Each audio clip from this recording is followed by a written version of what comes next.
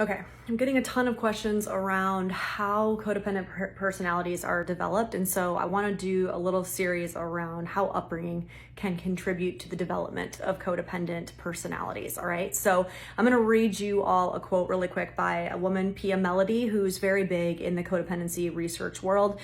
She's written a few books. One is called Facing Codependence.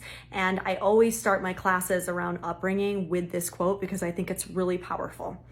It's common to have unwritten, silent rules that usually develop in the immediate family and set the pace for relationships.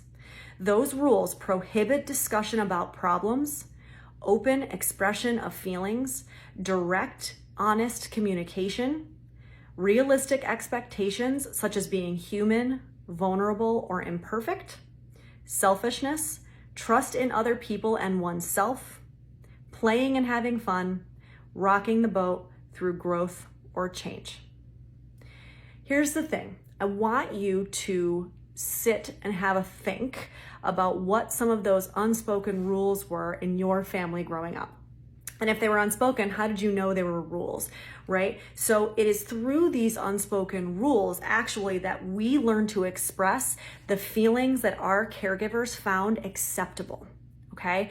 And so we learn by what we see, not by what we hear. So if, for example, my primary caregiver is completely not able to handle anger and rage, I'm going to learn that very early on by how they react to me when I showcase anger and rage.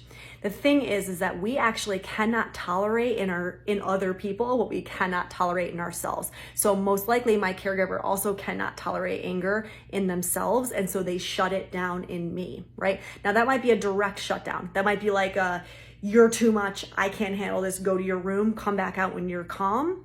Could be direct, or it could be indirect. It could be it could be one of these unspoken rules, right? So I want you to actually go away and do some thinking about what some of these unspoken rules were for you and your family.